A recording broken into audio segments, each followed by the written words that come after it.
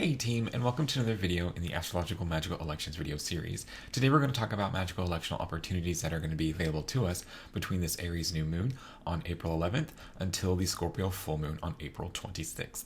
And so before we kind of dive into talking more about the elections, I wanted to take a second to say thank you to everybody. At some point between recording these videos, we reached over 1,000 subscribers here to the YouTube channel, and that was pretty exciting to reach. I never really anticipated this channel reaching kind of any of these milestones, just because I know that some of the astrological things that we talk about here are pretty niche, and that's fine. So big thank you to anybody who's watched or subbed. Especially big thanks to my patrons for keeping me kind of sane throughout this process, and for a lot of the really great conversations that we've had, some of which have made it into some of these videos and some have not. So whether you're somebody who's watched these because you're interested in astrological magic and you like the electional series to plan out talismanic rituals, or you like some of the video essays that we've done, we've got some more coming down the line, or whether you're just a big fan of the cats, which is probably 75% of you, I just want to say thank you again for everything. So let's go ahead and get started and look at our elections.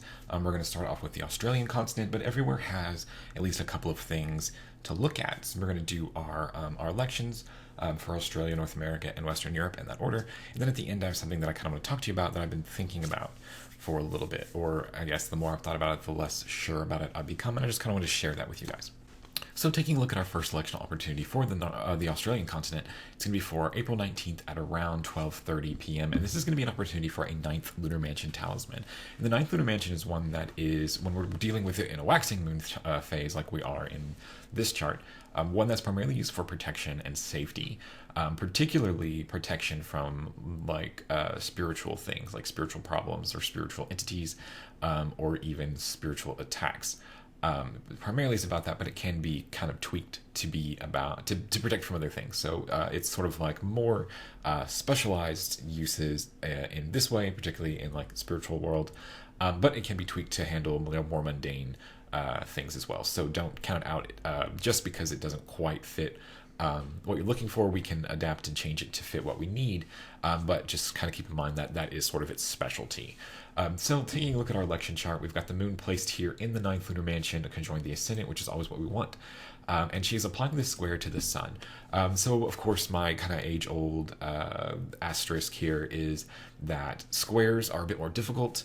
They're on the less ideal side of aspects that we would like to work with in magical elections and in talismanic creation, but squares are of course better than nothing, and they're definitely better than oppositions, which I usually don't ever work with.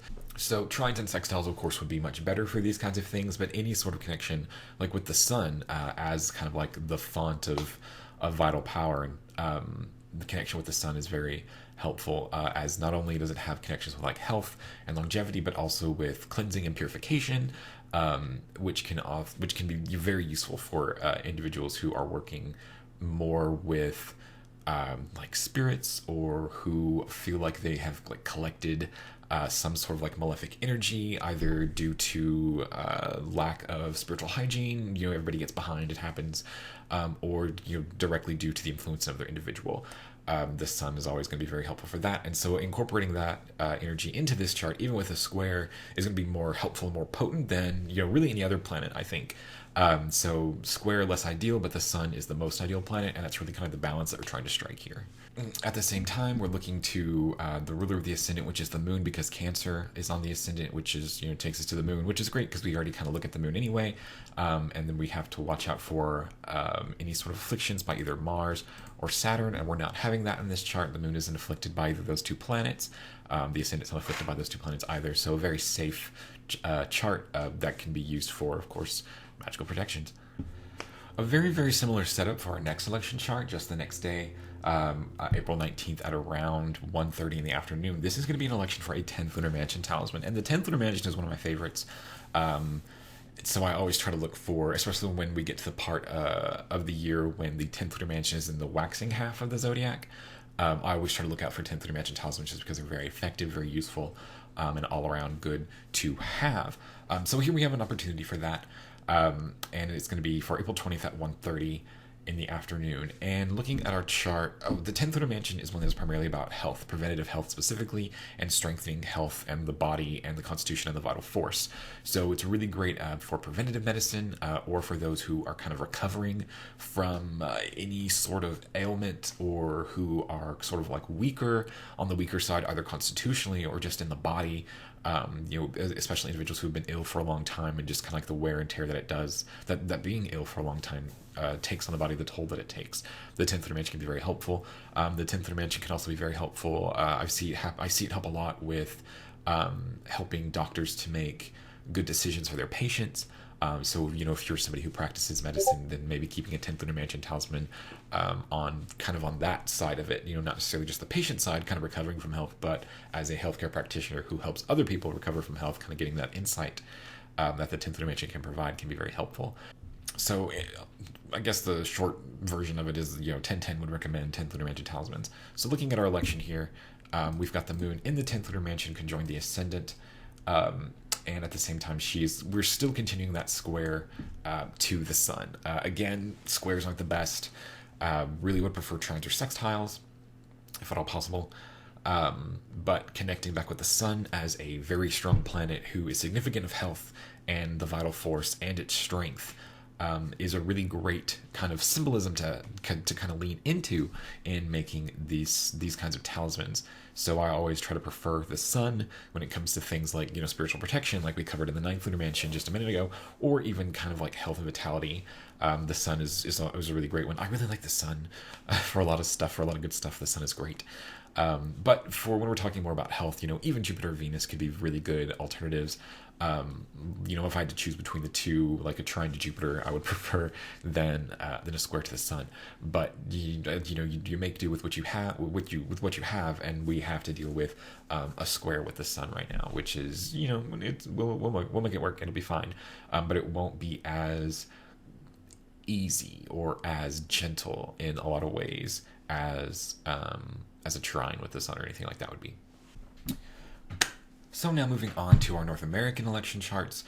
Here our first one is going to be for April 14th at around 2:15 a.m. or p.m. Sorry. And this is going to be an example of a 5th lunar mansion talisman. So here we're going to have, or the 5th lunar mansion is one that is primarily utilized for study, for learning, to help with any sort of study, whether it's personal study or like more, academic study or anything like that. Useful for helping to, cram for tests or just to retain information. It can also be utilized for dream work, whether that is trying to work to have a more prophetic dream experience, or a better control, a more lucid dream experience, anything like that. The 5th lunar mansion can also be very helpful for. So if you have, if you're somebody who's in need of anything like that, or has been thinking about maybe moving forward more with sort of like an internal or personal dream work, then this can be a really great election chart for you to utilize. The 5th lunar mansion. 5th lunar mansion might be one that you want to have more of a personal relationship with. Taking a look at our election chart here, we've got the moon conjoined the midheaven in the 5th lunar mansion. And at this time, she is applying a square to Jupiter here in Aquarius. Here again, squares are not as good as trines or sextiles, but squares are better than no contact or oppositions. So I feel like I'm using a lot of squares lately, or that's kind of all I'm being given to utilize lately is squares. Also at the same time, the moon's not square or, not afflicted by Mars or Saturn. We've got the sun as the ruler of the first house here, placed in the 9th house, which is a house associated with learning and also with dreams. So we have a nice little symbolic connection here between the ruler of the first and its position, and kind of what the talismans would generally be for. So this chart here kind of looks like it's set up for an Algol fixed star talisman, but because we have a connection with Jupiter instead of like Saturn or Mars, which are planets that are of the nature of Algol, or which are planets that Algol is said to be of the nature of, or share in Algol's nature to an extent, then you can't really have it. But I guess you could utilize it as sort of like a diluted Algol talismanic opportunity. So if that's something more your speed, definitely give that a try, but just know that it won't be as good of a connection with Algol as it would be if the moon were connecting with Saturn or Mars instead. So our next and final electional opportunity for the North American continent is going to be for April 25th at around 2 o'clock in the morning. This chart's set for like 1:55. And this is going to be an opportunity for a Saturn talismanic election. So for those of you who have been looking for Saturn and Aquarius talismanic opportunities, here is a pretty good one that I would probably recommend to anybody who may be searching for a Saturn talisman, particularly individuals who may have like Saturn or Capricorn or Aquarius rising, or Saturn very angular, any situation like that, or for those who kind of feel like they struggle for some reason with Saturn type energy, want to have like a better connection with that, better understanding of it, and just sort of like come to know it a little bit better as it manifests in their life. Sometimes it's hard to kind of tell how exactly or where exactly planets are exerting their influence, just because our chart is kind of going a lot, or kind of turning on and off in different ways, and it can be difficult to see, especially depending on the configurations and how everybody's woven together, who's doing what and where, where all the weaknesses or where some of our problems or our biggest struggles may be coming from.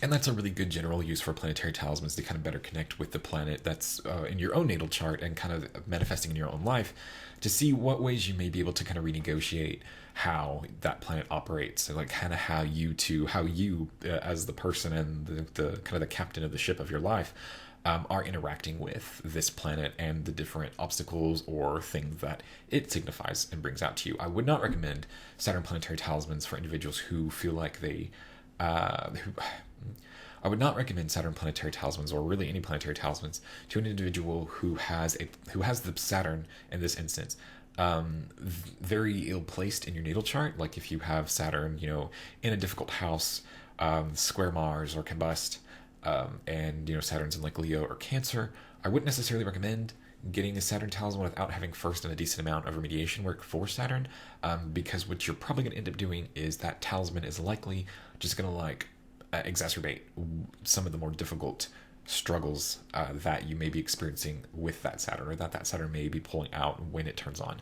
So kind of my warning there is, if you're somebody who has Saturn more well placed or more mediocrely placed, then Saturn talismans are probably fine no matter what. But if you're somebody who struggles more with Saturn due to Saturn being ill placed in your natal chart or something like that, then you probably want to sit back and do Saturnine remediation first before really diving into getting a Saturn talisman, because it's just going to empower your natal Saturn in ways that are probably not going to be as fortunate. So just watch out for that. But taking a look at our electional chart here, we've got Saturn here in Aquarius in the first house, conjoined the ascendant, and it's Saturn's day, so clicked a lot of boxes for things that we look for in planetary talismans. The other thing is that we have the moon. Well, I guess that's close. The other thing is we have the moon in trine. Oh my gosh, I did it again. The other thing is that we have the moon in a trine aspect with Saturn, immediately applying that trine aspect with Saturn, while the moon is placed in Libra. Libra, of course, being the sign of Saturn's exaltation. So overall, a really great setup as far as like moon-Saturn relationship goes. Also with Saturn being angular in the first house, conjoined the ascendant. We have Jupiter being co-present in the ascendant, which is also very nice, very stabilizing influence, this Jupiter here. And at the same time, Saturn's not afflicted, Saturn's not slowing down. Mars isn't involved with the ascendant or with Saturn kind of slowing us down. Saturn's not combust. The moon is also separating from this square of Saturn, like left it behind about 8 degrees ago. So that might be kind of an iffy kind of thing to kind of bring into it, but I think it's far enough past to not be a major influence in this talisman. Overall, I think this is probably going to be one of our better Saturn and Aquarius electional opportunities that we're going to have. Maybe for the remainder of Saturn's stay in Aquarius, I have to check a little bit more and see kind of what else is coming up down the pipe. But we also have to keep in mind that by the time the sun moves into mid-Gemini, so in mid-May, or no, early June, Saturn's going to start to go retrograde. So we're going to kind of lose any type of Saturn talismanic opportunities for about 4 months. So keep that in mind. We may be running kind of toward the end of really great available Saturn talismanic opportunities. So now moving on to our Western European charts, and here we have a few to talk about. Our first one is actually kind of a quick one. So this one may not be practical for a lot of people, and that's fine. And I'm sorry. I guess this is just how sometimes the window is only open for a little bit. But this is going to be an opportunity for a fifth lunar mansion talisman. The fifth lunar mansion is one that is primarily associated with learning, more mental activities here. So more about learning can be very useful for studying, either for personal reasons or in like an academic, of course, environment, studying for tests or helping to complete classes or attain a degree or certification of some kind, or just for personal learning and memorization and study. It also has another kind of side to it where it is associated with dreams and dream work primarily. So if you're somebody who has wanted to work more in dreams, whether that's through like astral projection or through working to have more prophetic dream experiences or more controlled or more consistent lucid dream experiences, this can be a good talisman for you guys to have. So this one it's April 14th at around 2:30 in the afternoon. It's set for this chart is set for 2:22 p.m. and like I said, it's kind of a quick one. So looking at our chart here, we've got the moon placed in the fifth lunar mansion conjoined the midheaven, and she's actually very, very close to the boundary between the fifth and the fourth lunar mansion. So you have to be careful to make sure that she is past 21 degrees Taurus in 25 minutes. So here we've got the moon at 21 degrees Taurus in 33 minutes, but just about like 10 clock time minutes earlier, and she's in the 24th, or I'm sorry, she's in the fourth lunar mansion. So you have to be careful about that. So at this time, she is applying that square to Jupiter in Aquarius, which is a fine placement. Square is a little bit unfortunate, a little bit more difficult to work with, more contentious energy at times, but totally workable, totally usable. But at the same time, what you want to watch is you want to make sure that the sign Leo stays on the ascendant, so that the sun in Aries in the ninth house can be the ruler of the first house. Because the sun here is fine. He's well taken care of. He's in a sign that he's strong in, and he's not afflicted or messed with by Mars or Saturn or anything like that. So that's fine. But if you wait too long and you go over into the Virgo ascendant, then you're going to have to switch to Mercury as ruler of the first house. And of course, Mercury is combust of the sun. And I do not ever recommend having a talisman where the ruler of the first house is combust of the sun. Not good.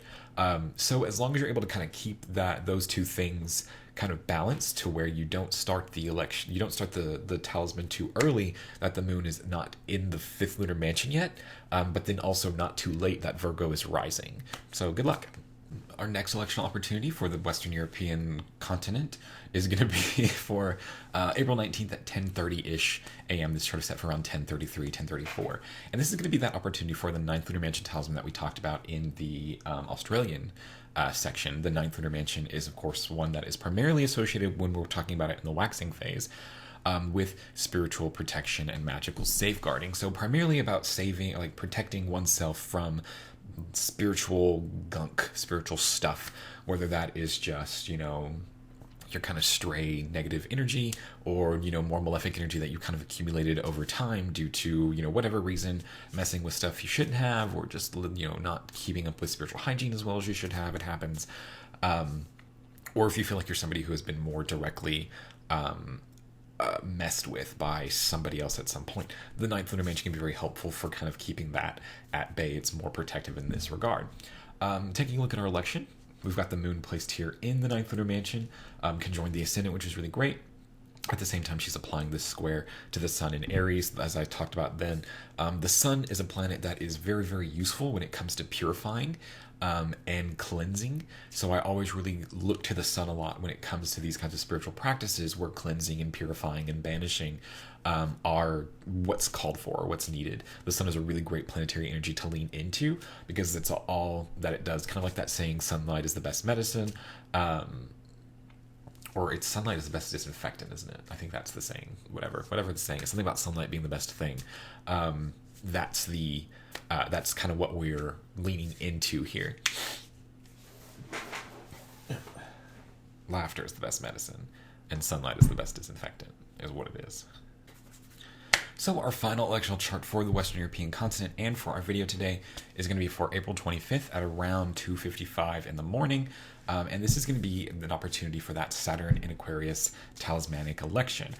So like I talked about there, Saturn, this is probably going to be this may be one of one of our last really great Saturn in Aquarius talismanic opportunities, just because we're about to lose a big chunk of time when Saturn goes retrograde, and some other stuff coming up down the line involving Mars.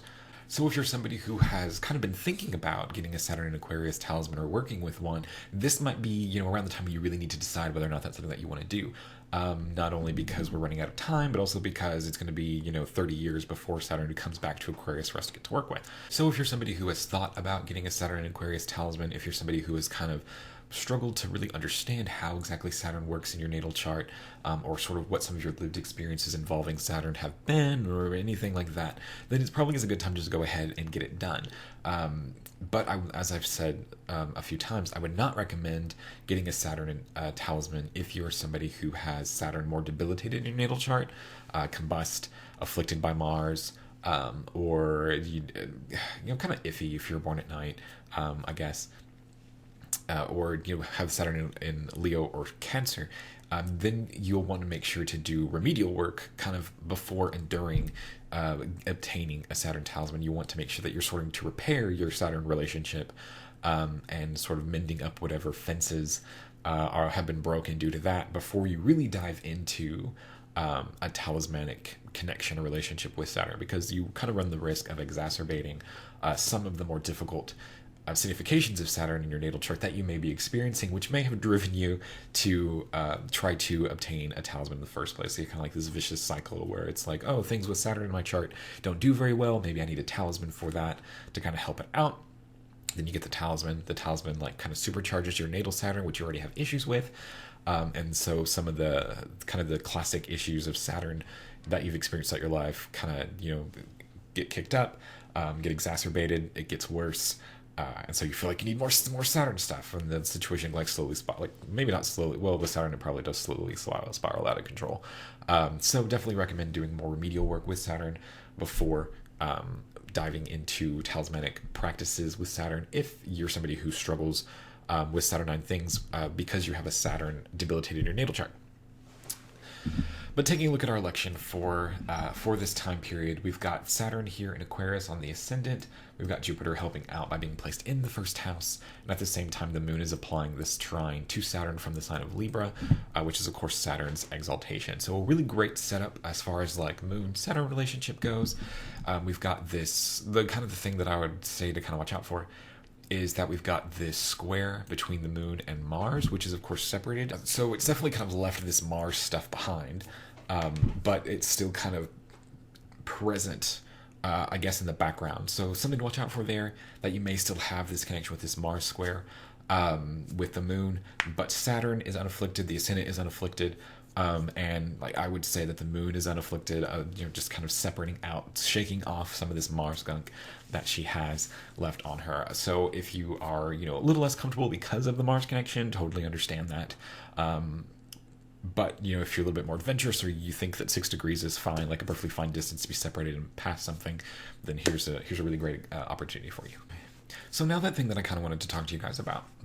So, of course, we always really enjoy planetary elections, and we always kind of look for them when we may have that opportunity, when a planet moves into a sign of its domicile exaltation. And, of course, now we have the sun in Aries, which is really great because for the past couple of years, we haven't been able to really utilize Sun in Aries talismans because Saturn in Capricorn has been blocking it, essentially. And now that Saturn has moved over into Aquarius, we have Aries open up a bit more.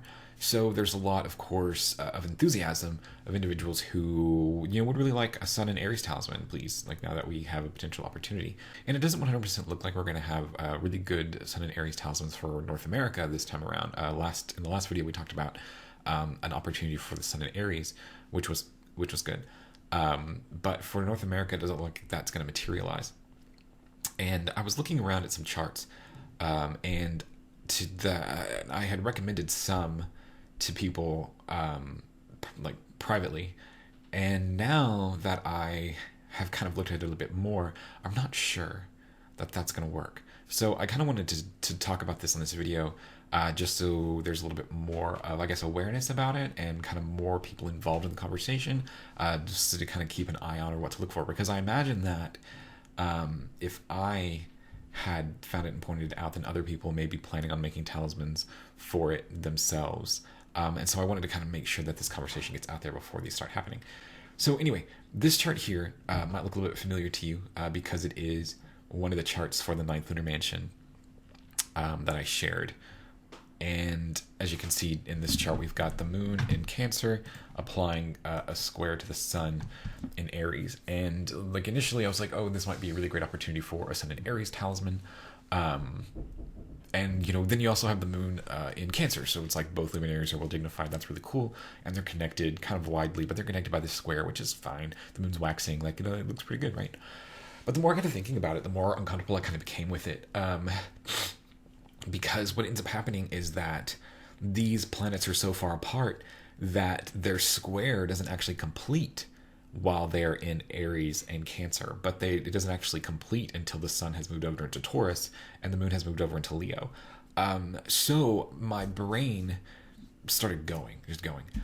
Because I have most of my astrology experience is actually in horary astrology, where we are very, very focused on, not just what is coming to completion, but where and when it will complete to kind of tell us the quality and the when of when things should happen. So if I had seen a chart like within a horary context that looked similar to this, where we have two significators applying to one another, but they won't complete that application until they switch signs, then that can still be good. That can still mean that whatever the question is about can happen positively. But because we've changed different signs for both significators to that completion, then that implies that there is like a drastic change in the situation that is not the same. So what kind of it looks like, especially with two planets like the sun and the moon, who are switching signs from signs of dignity to signs that they're more peregrine in, what it kind of looks like is you have like a deal that looks really, really good. And everything, like all signs are go, it's going to completion, you're just waiting for something to happen, like waiting for it to be finalized, right? And then it gets finalized, but like the terms of the deal are now changed where they're not as good. So it's like you have these two planets that are very well placed, that are very powerful, which is what we look for when we're talking about planetary elections or planetary talismanic elections. But then they don't actually complete that power. They don't actually like complete that promise until they've switched signs to where they're no longer as powerful. And so I guess like my biggest concern is, for this kind of like not too long didn't read, is that because we have these planets and signs they do well in, and applying to this application, which kind of cements their power within the talismanic election and in the talisman itself, but that aspect doesn't actually complete until those planets switch over to signs they do not do as well in. I worry that the talismans are not going to be nearly as powerful as they appear to be, or as they seem to ought to be. So that's kind of my concern there, and I'm not 100% sure that I would really recommend these talismans made with this chart because of that. That just seems like a really deflated balloon, essentially. So that's really kind of all I wanted to share with that. I'd love to kind of get your experiences or thoughts on that as well. Just kind of be kicking it around, because I would hate to see kind of like this flood of Sun and Aries talismans like in the last degree, and then they just kind of be duds because they may have been made when the Sun and the Moon were in Aries and Cancer, but because that aspect doesn't actually complete and finalize until the Sun and the Moon are in Taurus and Leo, womp womp. That's kind of how it feels. But anyway, that was all that I wanted to talk to you guys about today, and all the election opportunities that I wanted to share with you all. So everybody take care, and I'll see everybody again on the Scorpio Full Moon.